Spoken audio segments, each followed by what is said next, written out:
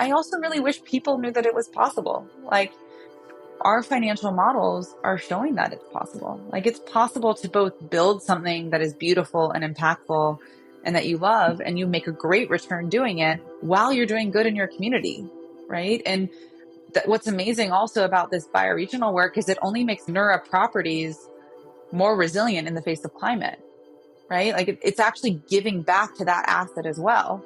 And so I think if more developers started to look at a holistic framework of how are they building, why are they building, what is the community they're building into, and understand that a rising tide helps all ships, then suddenly we'd have a really different framework for building.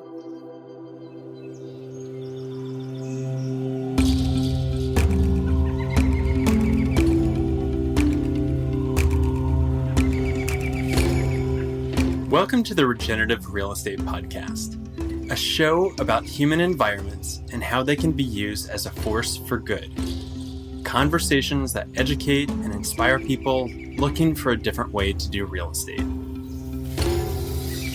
I'm Neil Collins, and on this episode, I'm joined by Analise Roland, the managing partner behind Anura Capital, a real estate fund built on the principles of regenerative design and focused on boutique hospitality projects.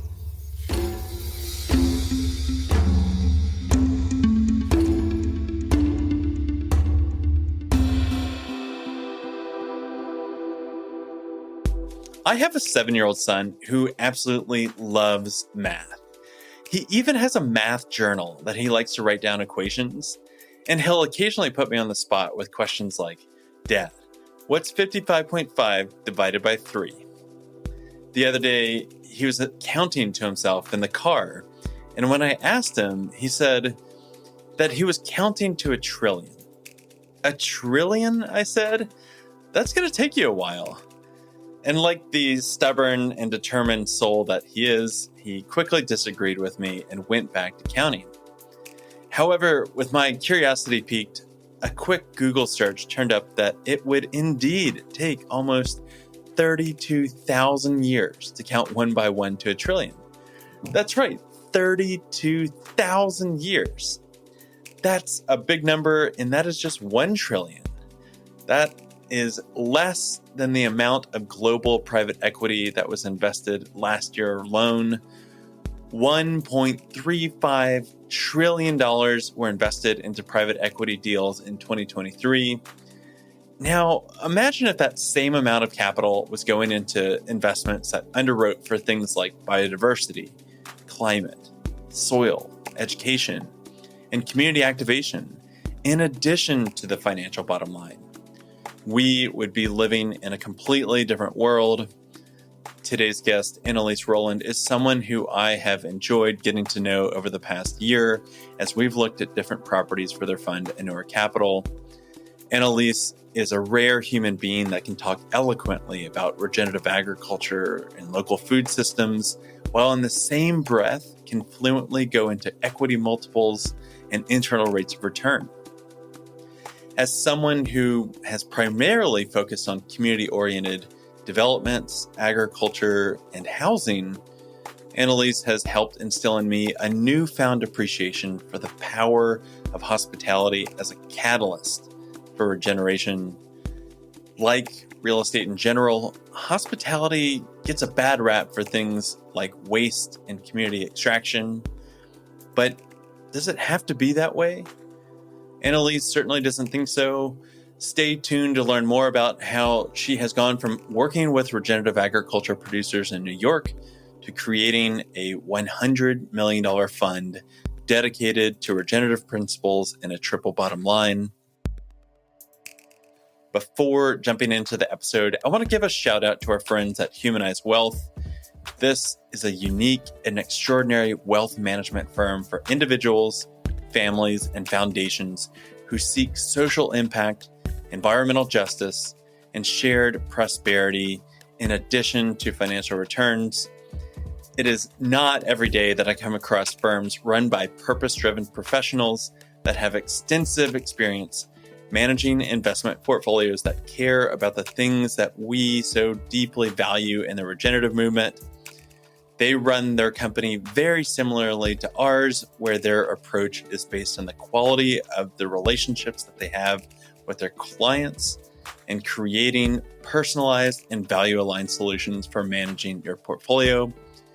If you are interested to explore the purpose, power, and potential of your wealth, I highly suggest to schedule an introductory call with them by visiting humanizewealth.com. Now, on to the show.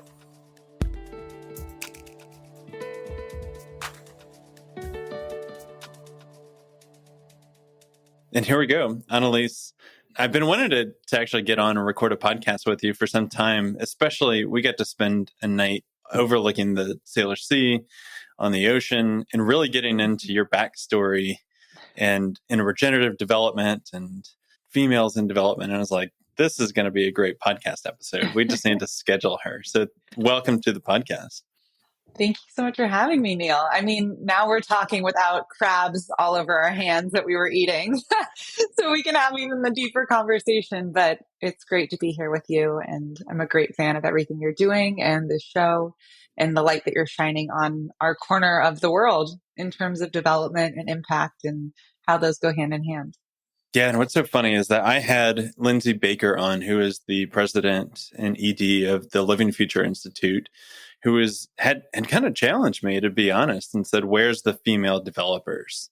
And I'm like, "That is a great question. Where are the female developers?" And there's a stable that I know that I'm just really excited to even put more spotlight and bring those stories out. And you're certainly at the top of the list here.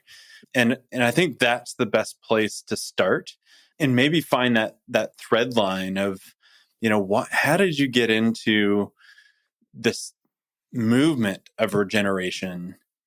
Because it's not even just the development side, it is squarely regeneration. Oh my goodness. I think I'll start kind of at the place of how I was raised. I was really blessed to be raised both in a very privileged community in California, where I was exposed to a lot of intelligent people and beautiful buildings. And then I was simultaneously also raised in wild land. I was raised on a large ranch in Montana, and I became who I am because of the days that I spent climbing apple trees and riding horses and listening to the wind. And so I had this really unique childhood of this very intimate connection with nature. And then the other side, which, is Southern California, which, while it's beautiful, I don't believe in some pockets has been developed with that kind of wild nature attached to it still in the same way. And, I went to Brown University. I actually studied neuroscience and came out of that asking a lot of questions around how we perceive and how we live and how we engage with one another. And for the last, now over 10 years, I've been an impact entrepreneur. So I've been building companies and spaces, really looking at systems development. And for some reason, the way that my mind grew up and was shaped is I look at systems in what a way that I now know is framed is called regenerative framework, right? For me, it just was normal, right? And so I left Brown and I launched my first company, and it happened by accident. I ended up befriending a bunch of farmers at a farmer's market. No joke. I was working in consulting in New York City and would walk home at night through Union Square, and there's this beautiful farmer's market. And I just started hanging out with these farmers, and they were super down to earth. They were so lovely. And one day, one of them starts complaining, kind of venting to me really about how they can't afford to send their kid to school because they have to do this thing for the barn replacement because one of their major farming contracts fell through. And they had all this leftover produce. And so I ended up basically calling a friend of mine who was a chef and buying the leftover produce from this farmer so that he could send his child to school, and building a company off of that, off of what would happen if we actually bought the leftover produce from regenerative farmers. And that kind of started off my entrepreneurial journey, I would say, into working with farmers. And, at the time, I didn't know the difference between conventional farming and regenerative farming and biodynamic farming. But simultaneously, I was going through a health challenge. And as I started kind of going deeper into my own health journey, I started also learning more about our food system. I started learning about where our food is coming from, how it's being raised, how it's being tended to, the impact that has on soil and on community and mental health. And my jaw dropped. Like, I was heartbroken. And so suddenly I looked at these farmers, and I didn't just see individuals that are hidden, out of view from us because of how grocery and supply chain works. But I saw kind of the unsung heroes that were growing regenerative food in a way that was actually giving back to the soil and giving back to the end consumer. And something just clicked in me. Like, something just really deeply clicked, where I realized that I wanted to use the skill set I did have to help champion basically, essentially, like, regenerative ecosystems. And when I say regenerative ecosystems, regenerative farming is a component of that, but it's not the whole piece. And I think sometimes, right now we're sitting in an era where regenerative is a buzzword, right? A lot of people are talking about it. 10 years ago, when I started talking about it and trying to talk about it in rooms of individuals that didn't know that at the time, that languaging, people told me I was crazy, right? I literally was labeled as like the crazy regenerative girl from Montana, which was awesome though, because the minute anyone started talking about regenerative, they just like pushed them in my direction. So I got to have some really beautiful conversations. But essentially, from starting that first company, I then expanded that into redesigning supply chains for farmers in the Bay Area and in Northern California. I started learning a lot more about actually farm development and the loss that we were having of land that regenerative farmers could actually farm on, which had to do with the financial crisis. It had to do with the workforce crisis. It had to do with a number of different aspects. And, at the same time, my family has had this land in Montana, the land that raised me, in our portfolio of assets. And it's even weird for me to call this land an asset because this land is such a part of my heart. It is really special. It's on the edge of a 2 million acre nature corridor in the Bitterroot Valley. It's prairies and wild forests and rivers. And it was actually has buildings on it that were built and designed by Frank Lloyd Wright. And so in 1905, Frank Lloyd Wright came into the Bitterroot Valley and designed an entire community on my family's land that was never built. And somehow I had never known this growing up until I was around 23, and I found these plans in a closet. Like, you can't make it up. Like, I found these plans sitting in a closet, and suddenly this world of impact and this world of regeneration clicked with this history legacy of the man who really, in my perspective, what Frank Lloyd Wright did for real estate and architecture is he really came to light at the time when we were moving away from agriculture as the sole means of production. And his architecture reflects central communing spaces. It reflects building with nature. One of his quotes is one of my favorites. And he says, you trust nature, you love nature, and nature will never fail you. And to find out that this man who was such a beautiful teacher in terms of his aesthetic around architecture had kind of birthed the vision on land that raised me blew my mind. And I started diving really deep into, what if we rebuilt this vision? What if we actually were able to bring something back to life, but do it in a regenerative framework? And at the same time, with the impact work I was doing, I was seeing that in the nonprofit space, a lot of nonprofits were competing with one another.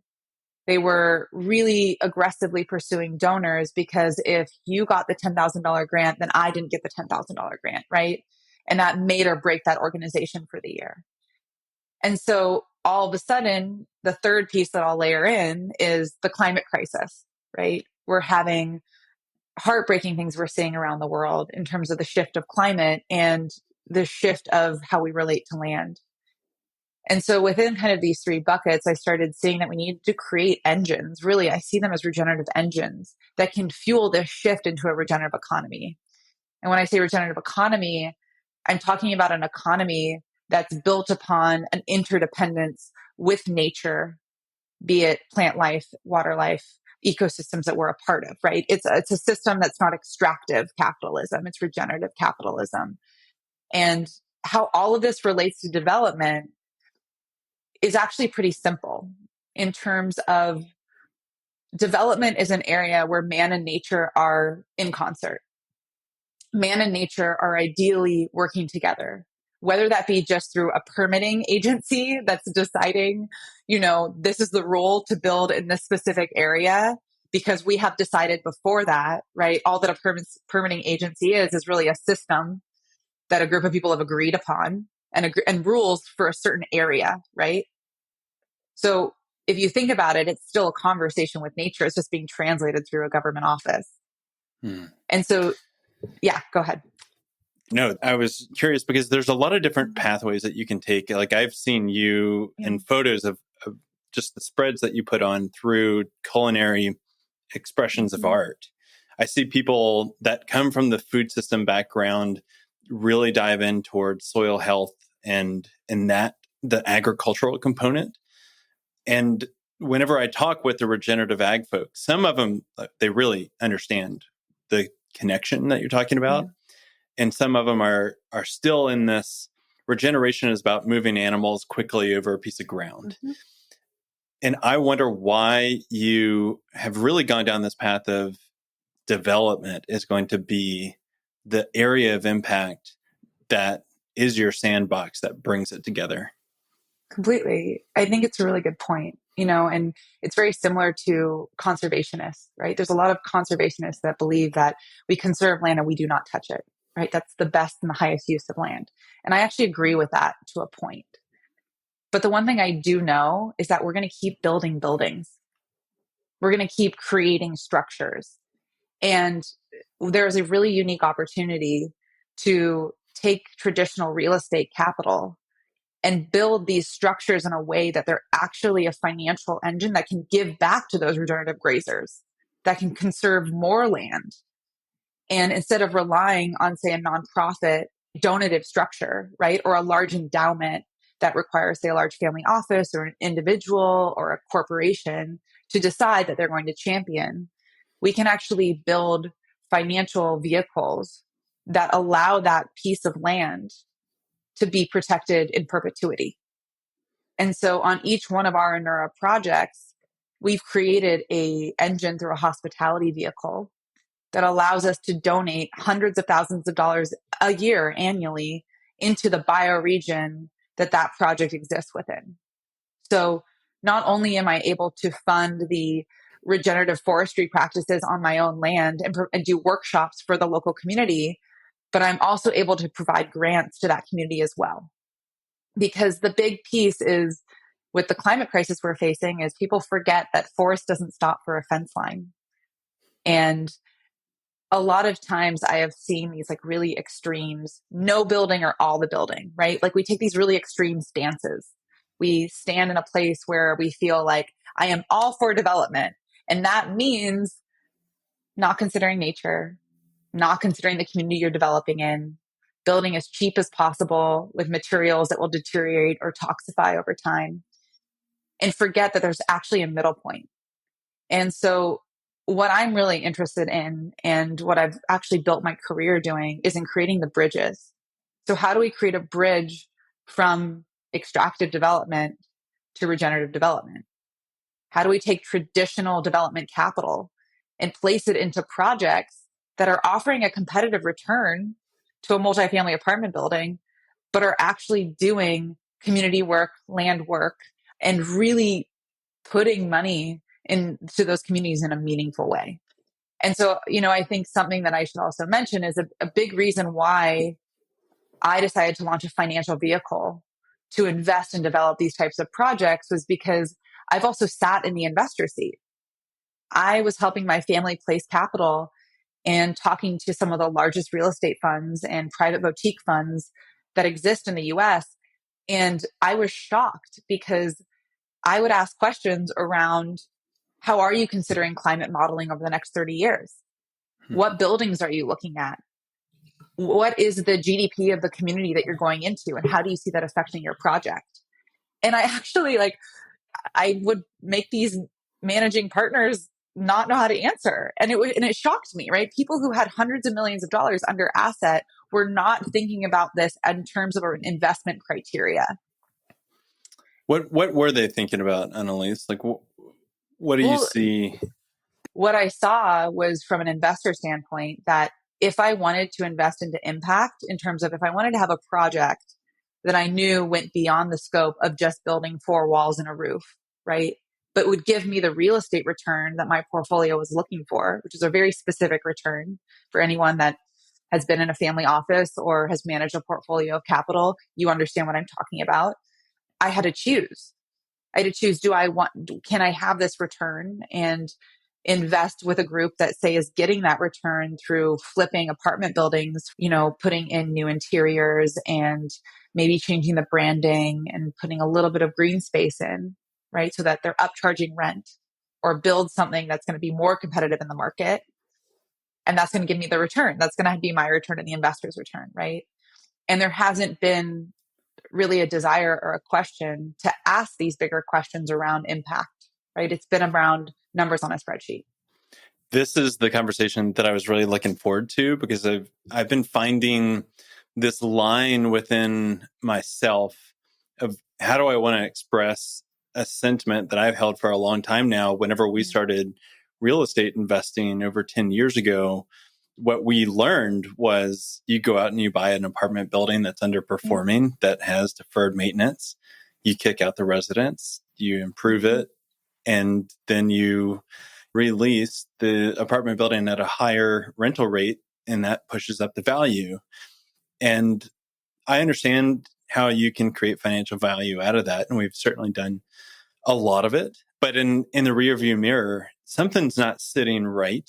Yeah. As well as now getting into the investment world at that upper echelon, where those professional fund managers and the single family offices, if they are just looking towards yield, it's like, maybe it's oil and gas because there's high depreciation. That's what they really need on their portfolio. Or now we've got self-storage because that's the new hot asset class. Or where I really get going is whenever it's large funds that are going after RV and mobile home parks, because they know that that's the lowest level of competition, or it was mainly mom and pop.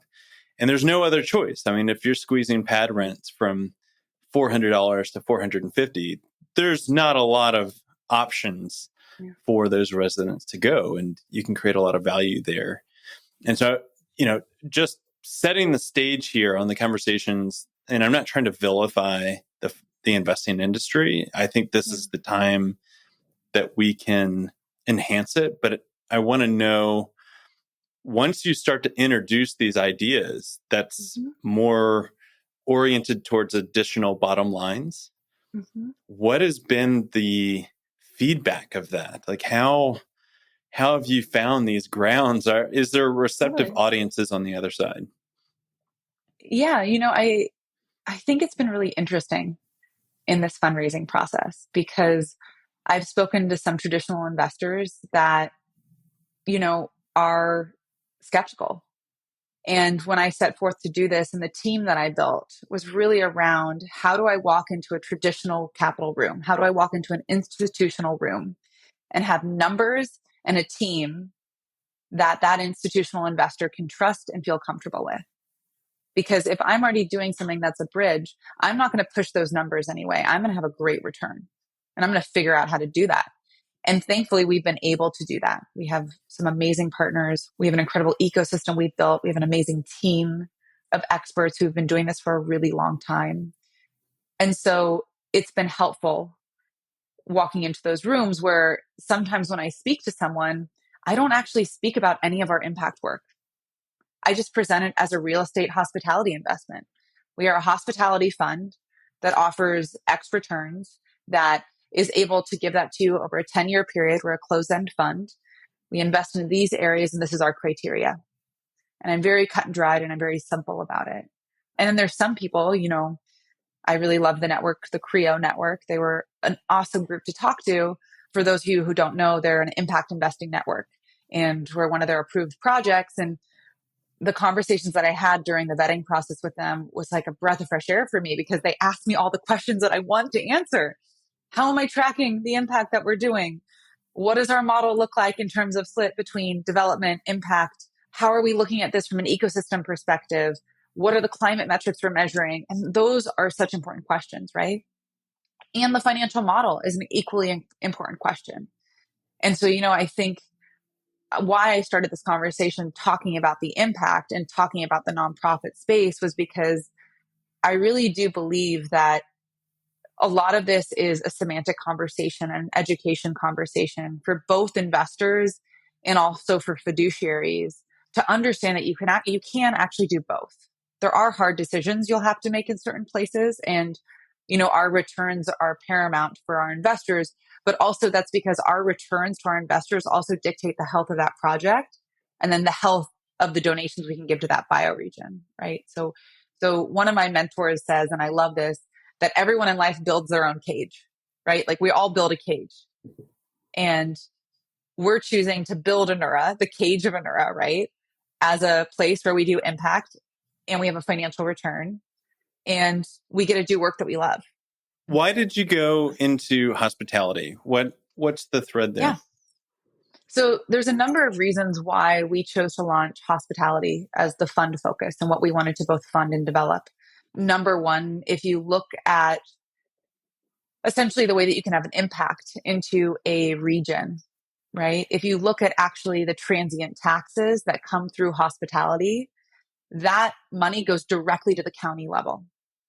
So the hospitality tax then means that every guest that's coming to stay on the property is actually paying a certain amount that will go directly back to the county they're staying in. Affordable housing in terms of leasing doesn't do that, right? That goes to a state level and then that's disseminated. It's not actually at the county level. And then with hospitality, we're able to actually take a percentage of every night per stay and allocate that directly into the impact work through donation, right? And that actually does trickle back to our investors as a donation and a tax write-off as a part of their investment.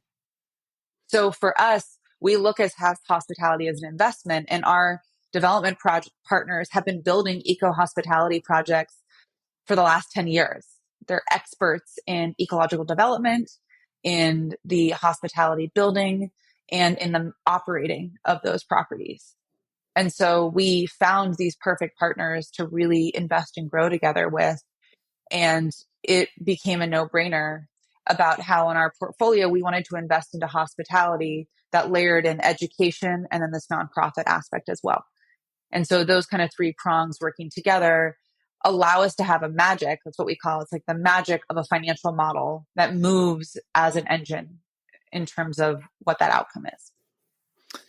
And let's get into that. But I'm curious around setting up the fund. Why do a fund where you're going and looking at different projects and multiple projects? And I'm putting words in your mouth because we've had conversations before. But why that instead of saying, here's the one project that we're going to do, and then we're going to operate and then go find a different one? Well, there's a number of reasons for that. One, my development partners have done a number of one-offhand developments and found that, doing that kind of like syndicated round, you would say, a lot of people will invest without the knowledge of actually how to develop that project, right? So say you have a line item where there's $500,000 that's towards piping and water maintenance, right? But someone who's a part of that project wants there to be a sculpture in the middle of the Grand Lodge that costs $500,000. And suddenly you'll be in a stalemate for months debating with this group about what is the actual use of the funds. And that means that that project has been delayed in terms of timeline, execution, a lot of things that come into it. So that's one piece of it. The second piece is because I also believe that we need this type of financial vehicle. We need an option for investors to be able to invest into a diversified portfolio of projects that will give them a return that also from an investment portfolio looking at climate is a smarter investment, right? Versus just placing, say, you have a $10 million investment. If you place a $10 million investment into one project, that one project really has to succeed, right? It really has to hit it out of the park.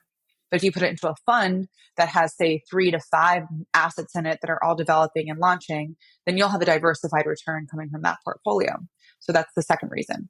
The third reason is because it was the best way that I could find to actually protect the land and the engine we were building, right? A fund has a mandate.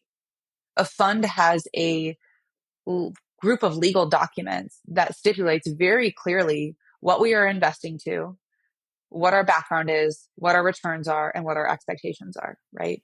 It's actually a way that we can preserve, like, and I hate to say it, but I do say it, of what happens if I get hit by a bus next week, right? If I get hit by a bus next week, that $100 million of dollars that investors have placed is still protected because it's of that investment mandate, right? The person that would replace me in my role in the fund would be adhering to the mandate that we set forward.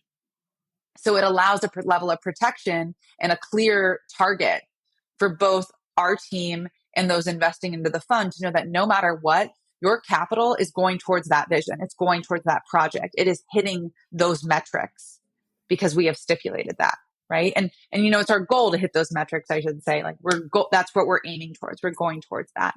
And so that way, greenwashing can't happen. Us shifting the project suddenly can't happen.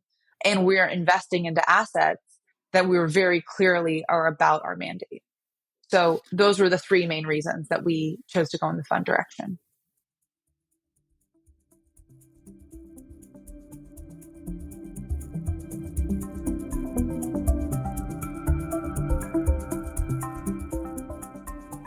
I want to take a quick opportunity before we continue this episode to talk about the work we are doing at Latitude Regenerative Real Estate.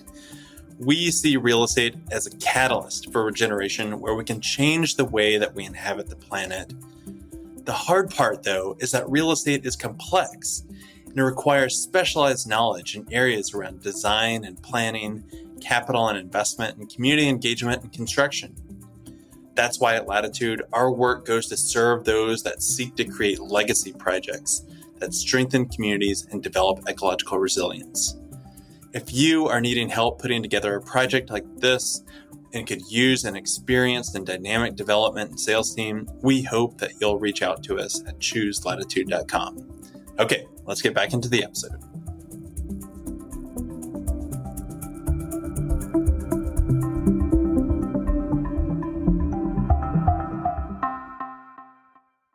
I think that's a great segue into the impact and the education that you were talking about.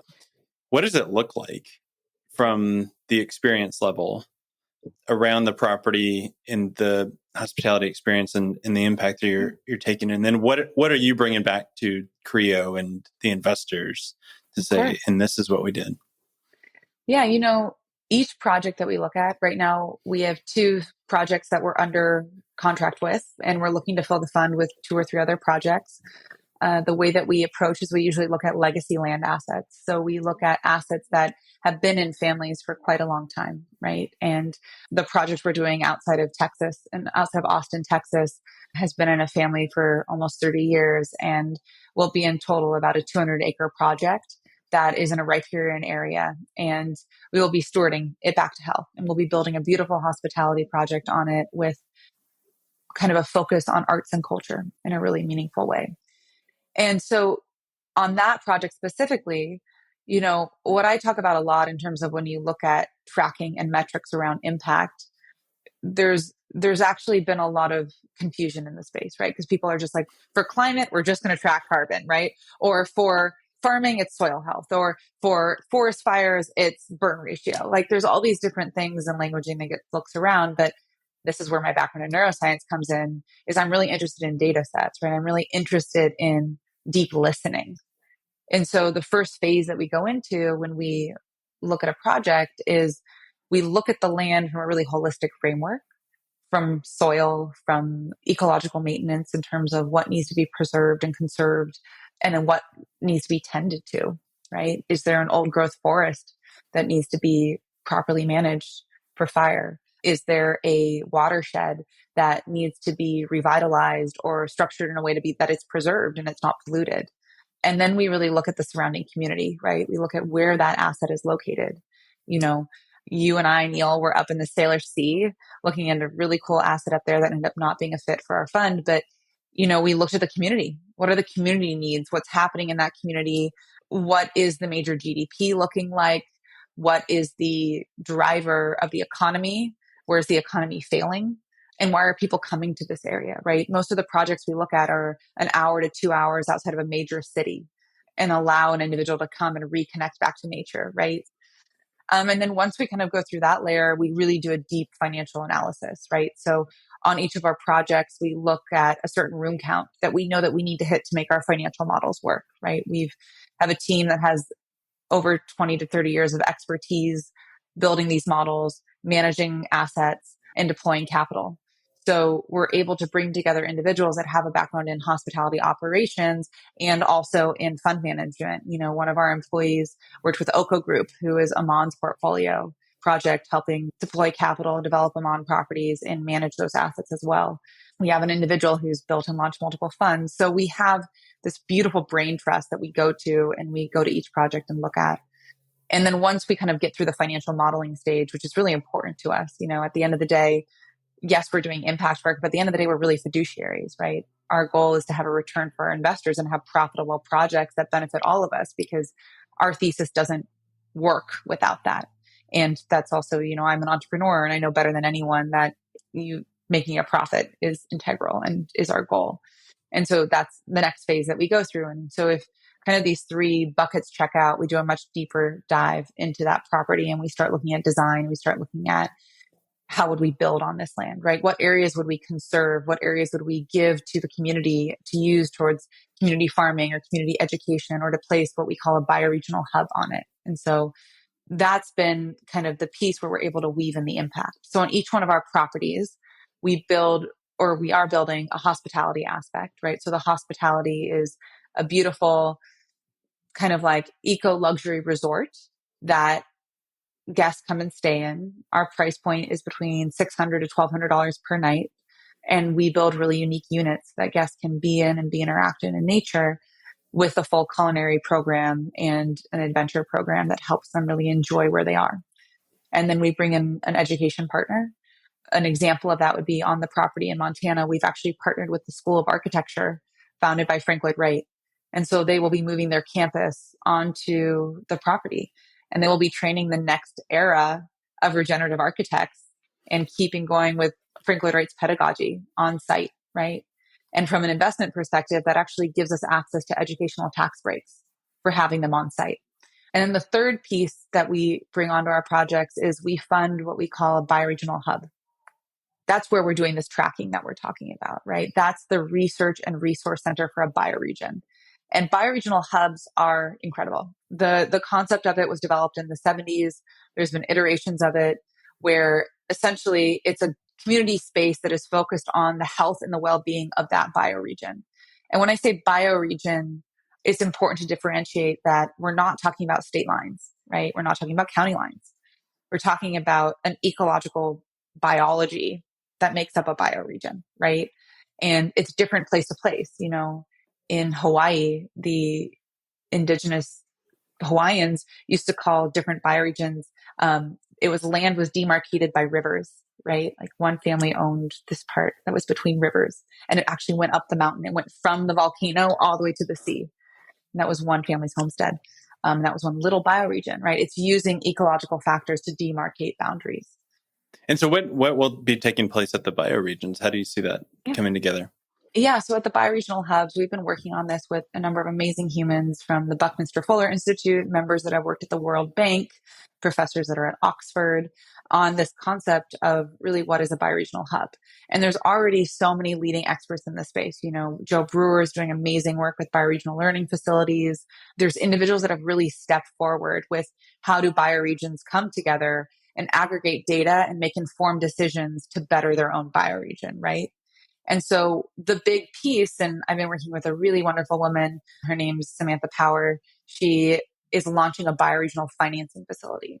And so why that's important to the development and the financial work that we're doing is that we're actually able to not only fund the development of these community spaces, of these bioregional hubs, but with the donations of hundreds of thousands of dollars into that bioregional bank every month, we can actually start to develop and fund regenerative systems design and regenerative projects on the land in real time in those communities, right?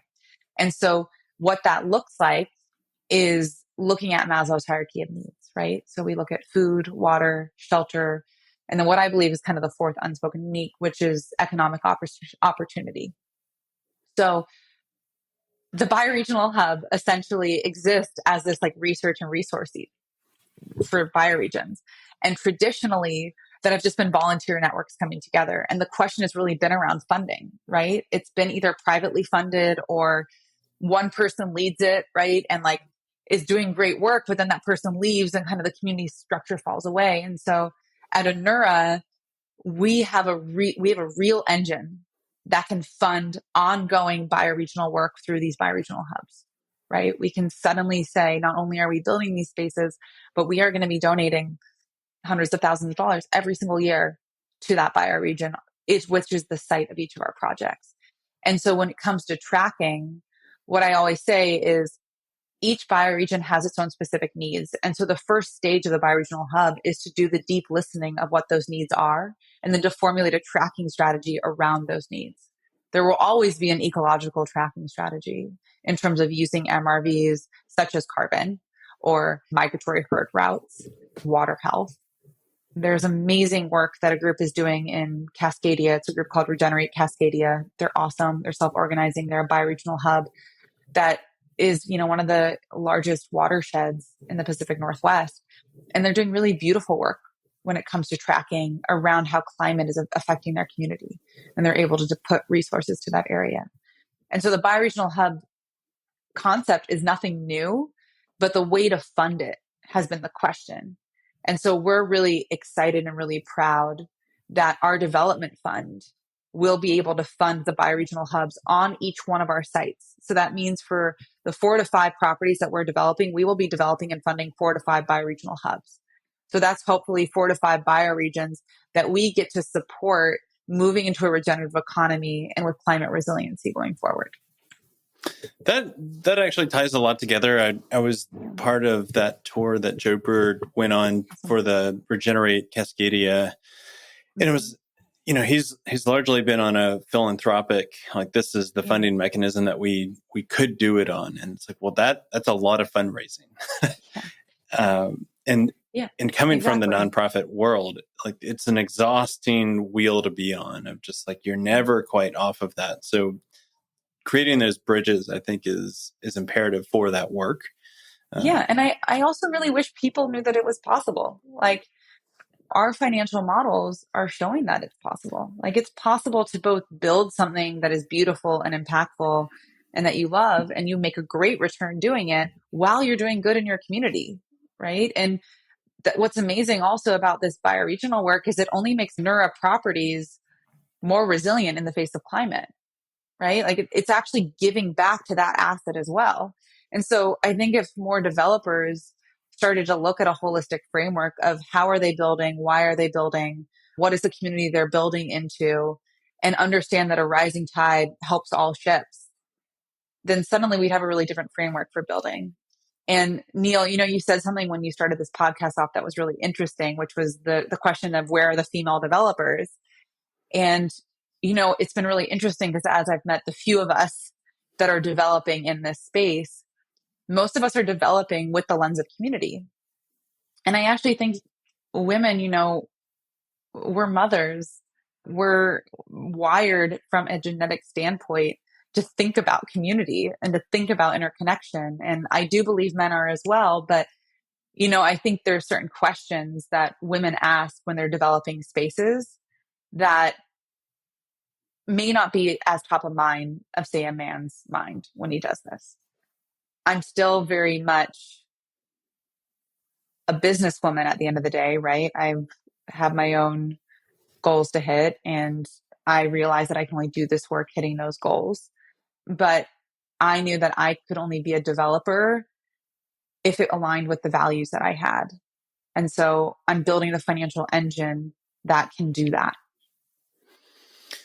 In that vein, Analise, I've heard that more generational wealth is transferring into the hands of females than males. Is that something that you're seeing as well? Completely. It's something that I actually talk about extensively.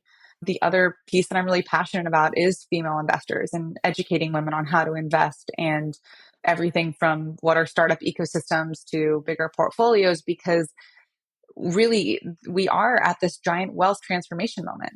And, a great example is one of our investors inherited a large family office portfolio, and she has been divesting her entire portfolio into a regenerative portfolio. She has been selling the skyscraper buildings. She has been retrofitting the buildings she can with as most sustainable techniques as possible. And she has been reinvesting into land, into community, not just because it's with her values, but also because it's smart investing. It's smart to look at the factors that data and science are showing us when you're looking at growing a portfolio of wealth to sustain a family legacy. And I get really excited when I think about more money in more women's hands, because it is proven that women make investments back into their community. There's this very old story that I heard ages ago in the nonprofit space of, you would give a man in, say, Central Africa a $10, right, to do something with, and he'll go buy a stereo. And you give that to a woman and she buys school books for her children, right? And then she goes and gives the other half to her sister next door so she can do the same. And so there's this natural giving back that occurs, I think, because, women also right now have the highest rate of autoimmune condition and are actually being directly impacted from unhealthy buildings, from the unhealthy environments that are taking place. Like, our physical bodies are reacting to that as well. And so I'm excited. I want more women to not only have wealth, but know how to deploy that wealth, right? And to create engines where those women are able to not only deploy the wealth and gain more wealth, but it just keeps perpetuating, right? So I do believe that we're at this precipice of women having a voice in the room is going to really shift the way that capital is being used. Like, one of my favorite things to have ever happened this year was, I don't know if you saw the tweet that Elon Musk did towards Mackenzie Bezos, where he was like, "You're giving too much money away," basically. And what she did in response was, hands down, I think, my favorite thing I've ever seen a woman do, or just a human even on this planet do. In response to that tweet, she doubled her donations, which, like, just kind of encapsulates it for me. Yeah, absolutely. Mm-hmm. There's a lot of different paths that we could go down there that like really strike some of our experience living across the world and microfinance in Bangladesh and things like that. But what is coming up for me is, if you're positioned as an impact fund and you are going out and you're raising money that way, you kind of have this interesting, are you a first mover and you have an advantage because of that? Or do we really need to start to mature this industry so that there's more of a pipeline and more options for family offices and investors to say, okay, if we want to make the transition to 100% impact, they need deal flow, right? They are professional fund allocators. So how do you see the impact investment industry evolving? I see it only growing. And hopefully it grows to a place where we don't even say impact investing. We just say investing, because we know that we can invest into projects that are giving back in a meaningful way, right? Like, yes, we are an impact fund, but we are a fund that's focused on actually doing what's best for our investors' capital. And I believe what's best for our investors' capital is to also be aware of climate risks and community risks and to mitigate against those. So, we can look at it from a couple of different lenses. One, from just a real estate lens, I believe that there's projects that are being left on the table because they're not at the like $500 million fund size to $2 billion fund size, right? Those projects can't be developed, or they're too small for a syndicated round. We're like looking at projects that kind of sit in the middle of it. Those are the $20 to $50 million, equity debt split projects. They're not quite big for the, institutional shops, and they're a little bit too big for the small syndicated rounds, right? So from a real estate perspective, I actually do think that there's huge opportunity. We're seeing it right now in terms of our pipeline and our deal flow, a huge opportunity for kind of this sweet spot that we're placing our fund in, our $100 million fund. And then secondly, from the investors landscape, I actually do think that because of this wealth transfer, and because it's not just women, actually, I do think men too are waking up both sexes to this truth of my money has power, where I place my investment has an impact, that wants to see more real estate offerings, right? Say, for example, and I hope it spreads into many other industries, right? I would love there in every single industry there to be a portfolio of funds and investment opportunities that take community into mind, that take soil health into mind, that do these things and begin to slowly redirect that trillions of capital into these projects. There's an amazing entrepreneur that I absolutely love. Her name's Janet. She's out of the Dominican Republic, and she's built this incredible cacao company. And she basically has built cacao as a fully regenerative system in the Dominican Republic, where she traced, took her 3 years to just do contract law, to like figure out who was the supplier, who was the grower, who was the transporter. And if you know anything about cacao commodities, it's kind of a nightmare, to be honest. And it's very majoritarily owned. And she essentially has circumnavigated all of that. And so not only has she rebirthed an industry on an island ecosystem, she's built a processing plant where suddenly there's equitable distribution of wages, where suddenly people have pride because they actually know what they're doing in that regenerative system. And then she launches both a public facing company, a chocolate company, and also a wholesale brand where she's, supplying other chocolate companies. And suddenly, like, that is a regenerative economy right there, right? So that investor investing into her chocolate company is investing into an ecosystem of community development. And it's also giving her the edge, right? She now has a fully vertically integrated company with less competition. So me as an investor looking at that project to invest into not only sees a brilliant woman who's lovely and kind and who's giving back to the people she loves, but a really sharp businesswoman. So in my mind, I'm like, is that an impact investment or is that just a smart investment? Well, they're two sides of the same coin, right? Yeah. And I love that it's like, I don't want to call it impact investing. I just want to call it investing. And hopefully over time that's going to happen. Yeah. It's still just so driven by opportunistic yield seeking investment. So we'll certainly But I think, see. let me just pause though and say though, Yeah.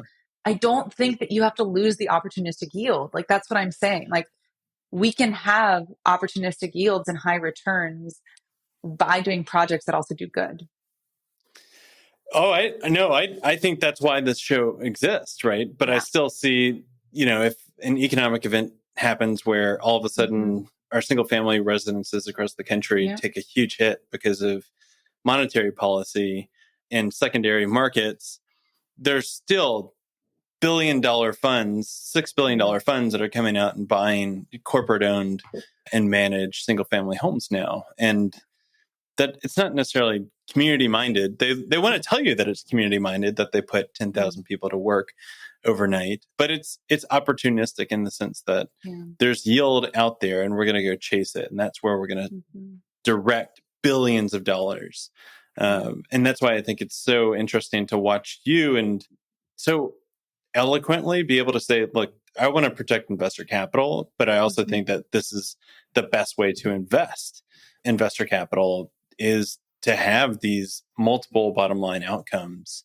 And so from there, Analise, I think there's two more questions that I've got. One, it's total softball, which is, what is the name Anura? Where did that come from?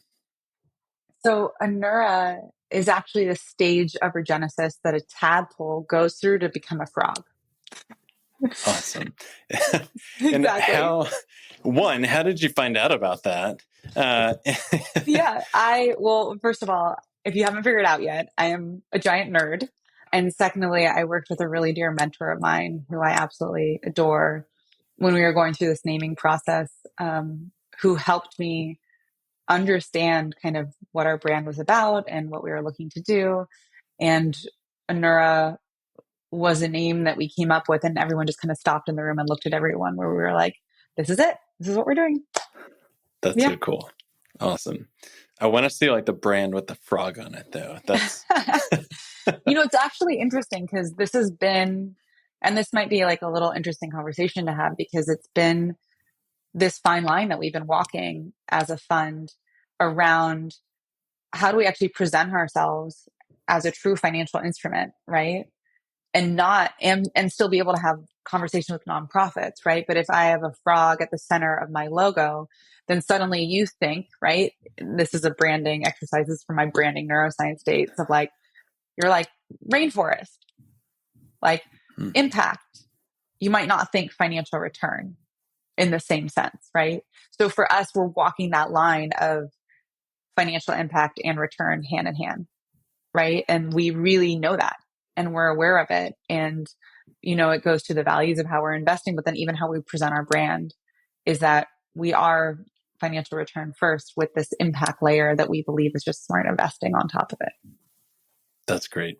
And where are you in the raise, Analise? If people wanted to invest into the fund, is it open? Is it closed? Like what process are you at right now?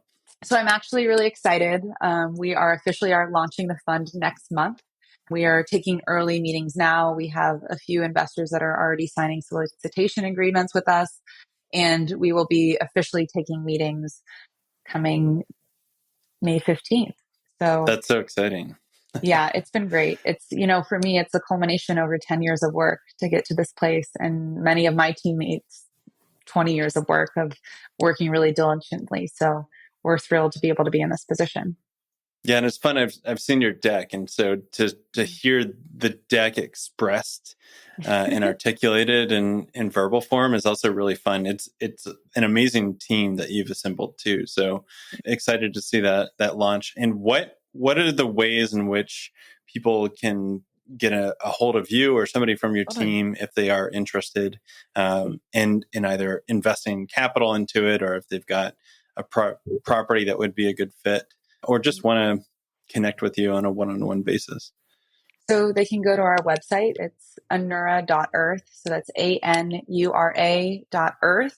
You can go down to the bottom of the page and we have an inquiry form, and that goes directly to our team, and someone will reach out with you to kind of meet with you and see if you're interested. And, I think that if the other question I would say, if you really would like to be involved, we also will be accepting donations into the Bioregional Hub Institute that we're putting together for those that want to donate to this movement of bioregionalism. So we have a couple of different ways that people can step in, and are really excited to kind of create a chorus of individuals that want to sing this song really loud with us. That's so fun. Well, I wish you guys all the luck in creating really special properties and in the development of the fund. And so it's a pleasure to have you on, Analise. I'm sure it won't be the last time. And we'll do it again. Sounds good.